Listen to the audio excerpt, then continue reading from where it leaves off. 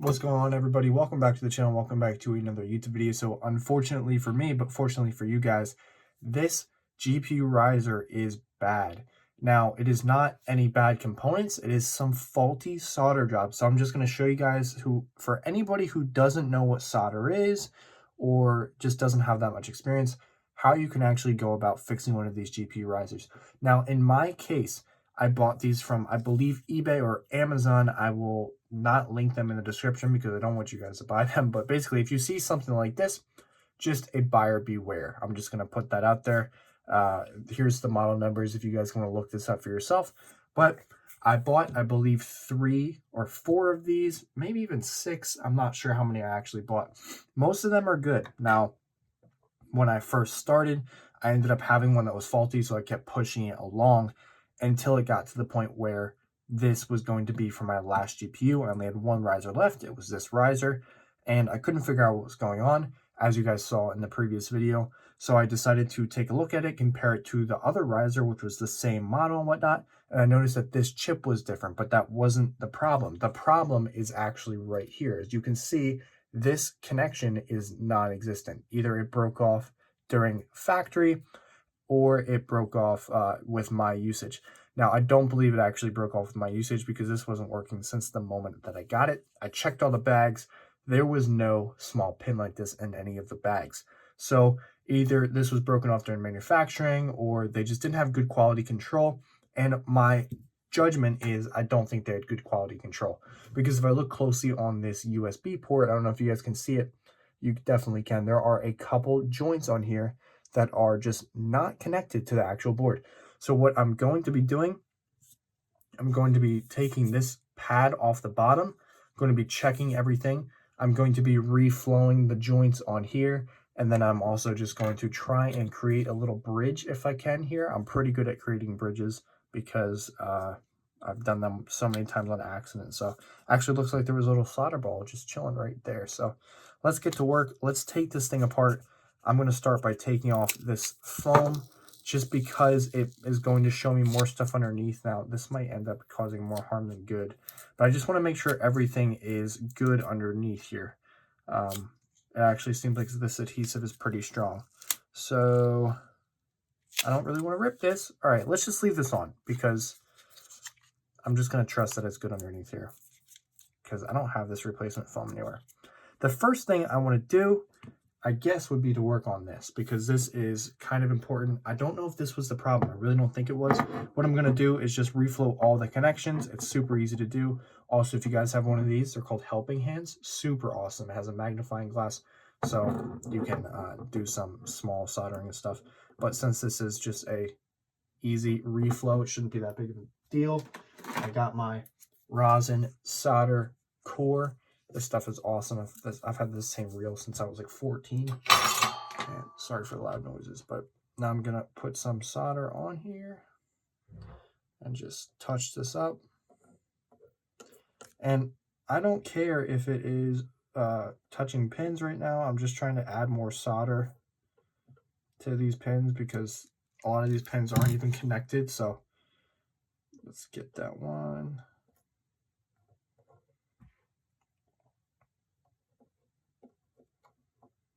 And this stuff is super easy. Solder is super easy. Like you can see it's bridging a little bit there. I'm not even that concerned because if I just tap it, it usually breaks the connection anyway.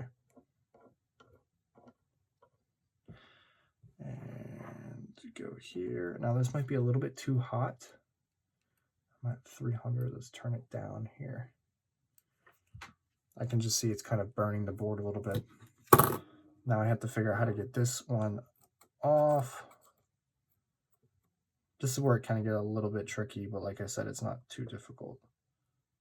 So, and I'm not too concerned about the power with this because this is just the normal data. This is just capturing the data. Now I got a nice tip on this thing, so I should be able to figure out, like, I think I got a too big tip. I should have gone with a more narrow one, but just for the sake of this video, I guess I made a mistake here, but definitely not helpful when I'm going to be doing, actually it might be when I'm working on the other one, but let's just try and Finish that up. All right, I would say that's pretty good for now. It's not the cleanest job I would do, but obviously it just needs to be cleaned off. So I can just take some isopropyl alcohol, which I happen to have right here because I do a lot of repairs on stuff. Take some isopropyl alcohol, drop it down here, take the handy dandy toothbrush, dip it in here, and you should be able to just clean these joints off. And look at that, looks brand new. Besides the fact that the joints aren't all the same size, but not too concerned about this extra solder down here. It can kind of just peel off.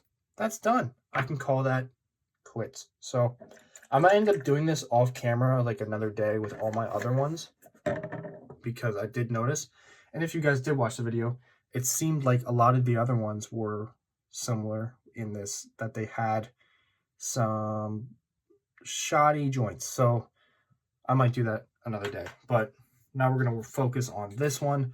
And just a tip, if you guys are using these, I don't really care. You're supposed to put some like electrical tape here so it doesn't scratch the board or cause any damage. I don't really care. I don't care. So now I got to figure out how to make and bridge this connection. Like I said, this should be super easy actually. I just got to get a better grip on it. So let's try this way actually.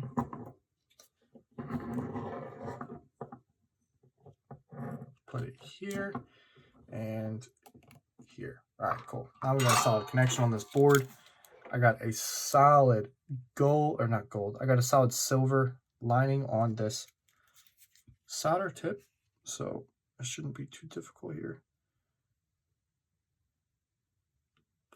I'm gonna need a lot of solder to bring it up to that point. Obviously, I don't have any like cables I could use, so I'm just gonna use a lot of solder.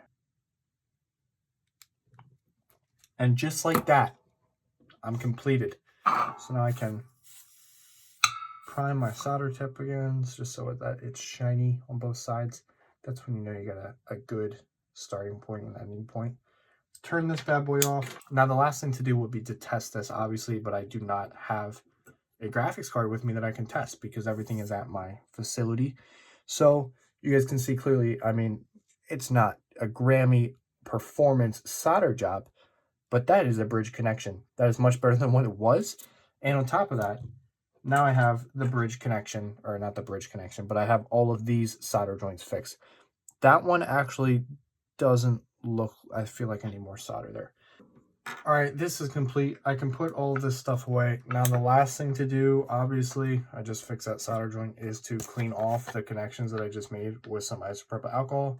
This is just some common practice stuff. If you guys have never done this before, obviously, it's always good to clean your joints because it gets rid of all of that flux that is on there. If you have the rosin core flux like I have, there is actually flux inside of here.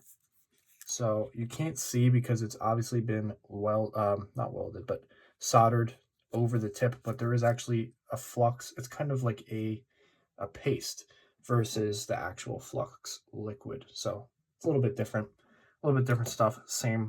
It does the same thing. It just helps the solder flow better. Now this is done. Now I can go ahead and test this. And just as a quick once over, I want to look at everything else. It looks like everything else is solid with connection wise. I mean, I looked at the Molex and the USB port is good. I can probably check underneath here, but I don't think there will be that much to see. It seems just by looking at like underneath, everything underneath this plastic or styrofoam, whatever you may call it, has been pretty solid. The only problem parts have been up here, obviously. So that's it. Thank you guys for watching. If you do have any questions, please feel free to comment down below. I think the best suggestion is to just not buy these cheap risers. I made the mistake of buying them, trying to save a quick buck or two.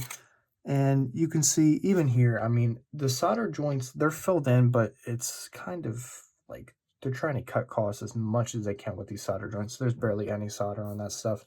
So word of the wise is to just go with some high quality risers. Definitely get them from gpurisers.com. I'm not sponsored or anything, but I've heard a lot of good reviews, and a lot of other YouTubers and crypto people have recommended them. So thank you guys for watching. I hope to see you all in the next video. Peace out.